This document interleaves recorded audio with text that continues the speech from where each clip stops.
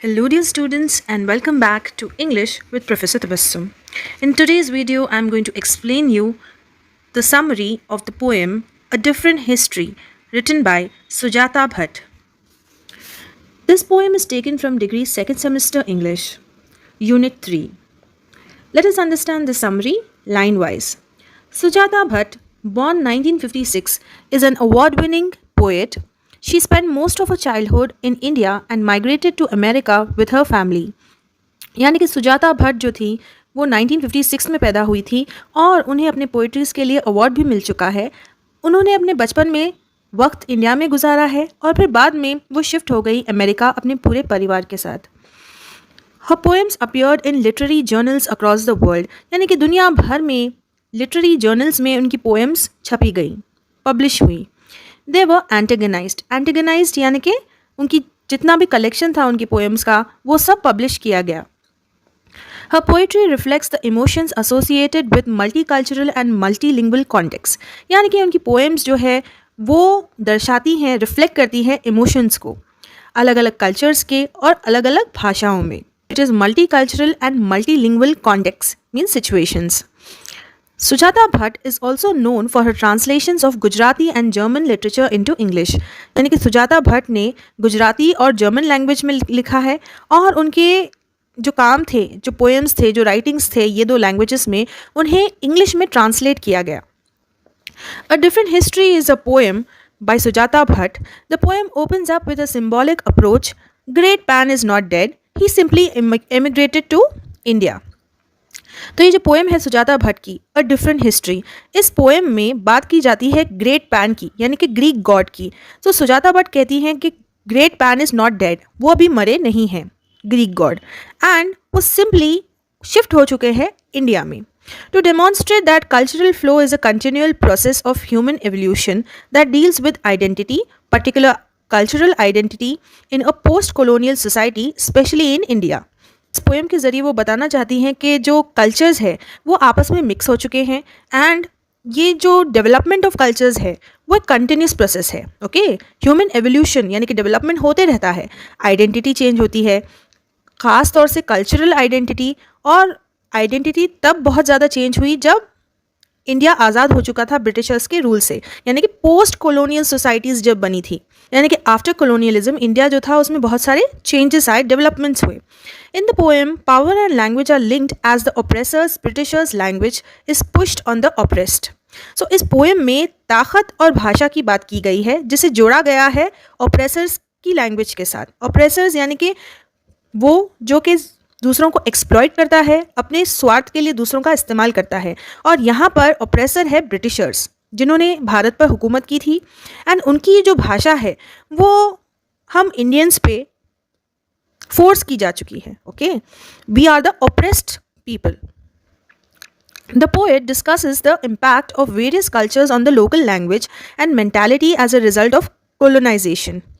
तो जो पोएट है सुजाता भट्ट वो डिस्कस करती हैं कि किस तरह अलग अलग कल्चर्स का इफ़ेक्ट हुआ है हमारी लोकल भाषा पर, लोकल लैंग्वेज पर, हमारी मेंटालिटी पर, हमारी सोच पर, बिकॉज ऑफ कॉलोनाइजेशन। यानी कि ब्रिटिशर्स ने जो कॉलोनीज इंडिया में सेट की थी उसकी वजह से हमारे ऊपर कितना ज़्यादा इफेक्ट हुआ है।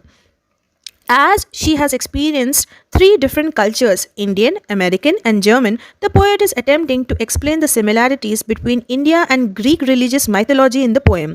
तो ये जो पोएट है सुजाता भट्ट उन्होंने बहुत सारे कल्चर्स को एक्सपीरियंस किया है। उन्होंने इंडियन कल्चर भी देखा है, अमेरिकन कल्चर भी देखा है और जर्मन कल्चर भी देखा है। तो जो पोएट है वो कोशिश करती हैं अपने रीडर्स को एक्सप्लेन करने की कि किस तरह ये तीनों भी कल्चर्स आपस में मिले हुए हैं, मतलब कुछ ना कुछ इनमें कॉमन है, सिमिलैरिटी है। Similarity between the Indian and Greek religious mythology यानी कि history. The first stanza focuses on respect for religion and education and on India's culture, whereas the second stanza emphasizes how the language and the colonizers destroy this culture and values. तो इस poem का जो पहला stanza है okay उसमें इज़्ज़त की बात की गई है, इज़्ज़त रिलीजन की, इज़्ज़त पढ़ाई की और इज़्ज़त इंडिया के कल्चर की।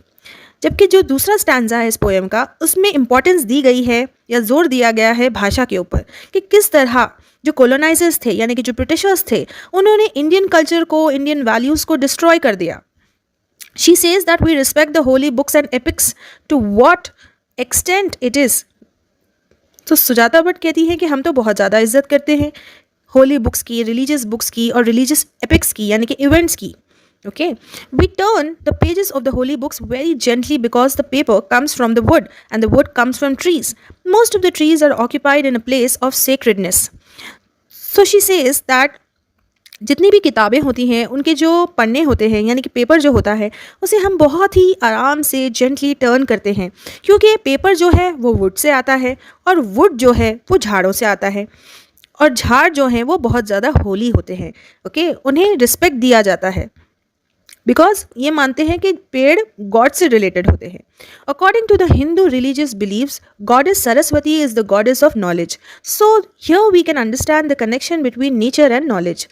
तो हिंदू रिलीजन के हिसाब से, हिंदू बिलीफ सिस्टम के हिसाब से जो सरस्वती है, जो गॉडेस है, ओके, वो नॉलेज की गॉड है. ओके, एंड इससे हमें पता चलता है कि क्या कनेक्शन है हमारे नेचर का नॉलेज के साथ. The title of the poem relates to different histories, cultures and different backgrounds and also the poet's own past. अब इस पोएम का जो टाइटल है अ डिफरेंट हिस्ट्री, उससे हमें पता चलता है कि ये कितना ज़्यादा रिलेटेड है पास्ट के हिस्ट्रीज़ के साथ, कल्चर्स के साथ और अलग अलग बैकग्राउंड्स के साथ, और पोएट के खुद के पास्ट के साथ भी ये रिलेटेड है. It can be said that the Indian and Greek civilizations are very ancient civilizations in the world. So civilization का मतलब होता है history of that particular place. So Indian history और Greek history जो है वो दुनिया भर में सबसे ज़्यादा पुराने histories है.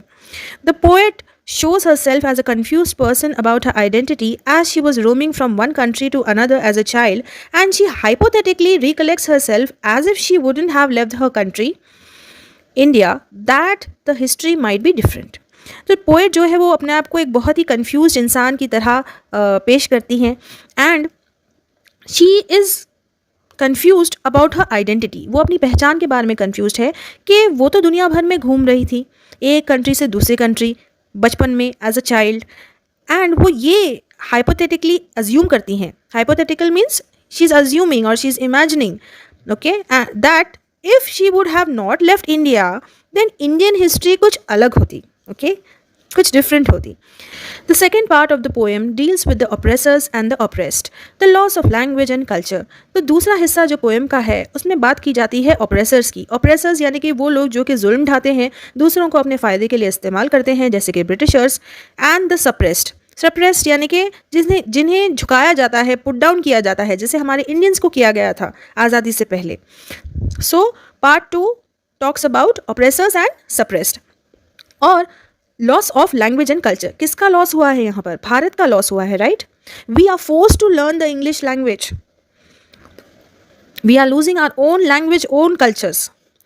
The way rhetorical approach is used in the poem to amplify the reality that every language and culture has been the oppressor or oppressed at some point of time in the human history of the world.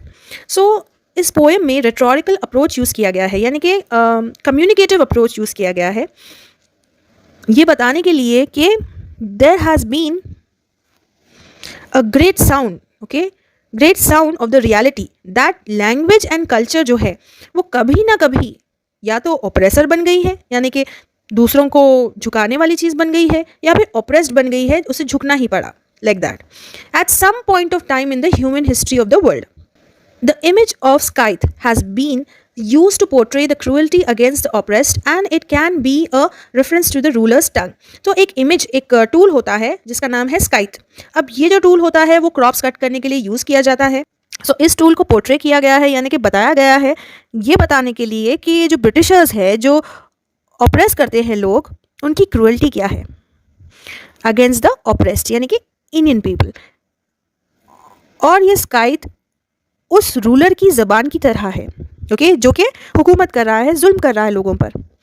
It shows that the language is so forceful and violent, and it can be glorified in the name of westernization and globalization, especially in the post-colonial countries.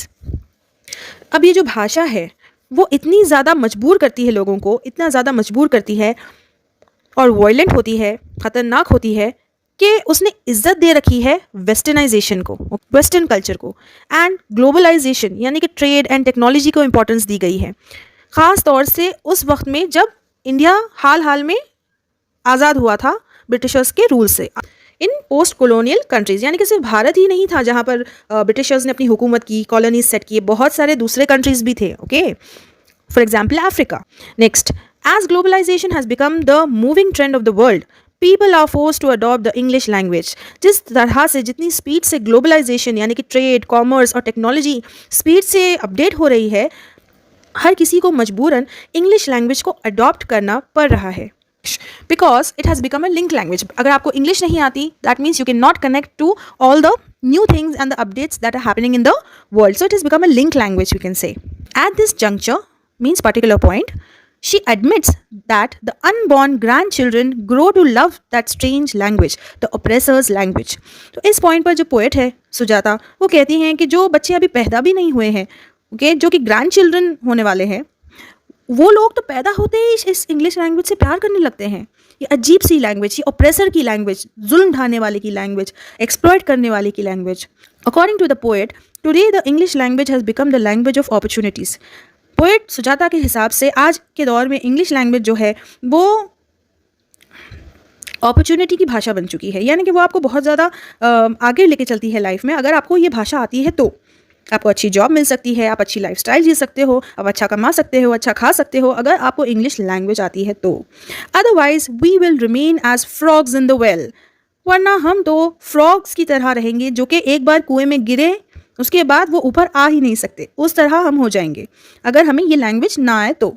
To explore the new ideas and ideologies we were forced to learn the oppressors language.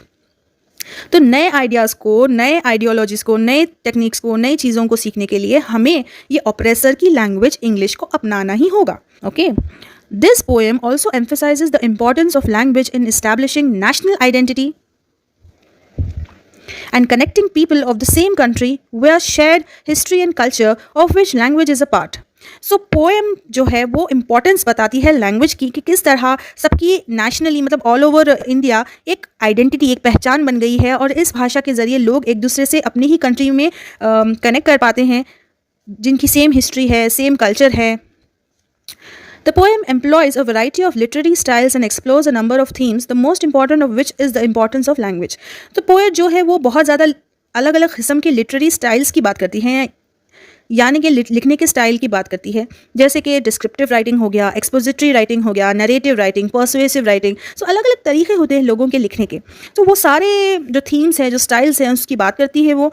And she also talks about the most important one, that is importance of language, यानी कि भाषा को importance देना।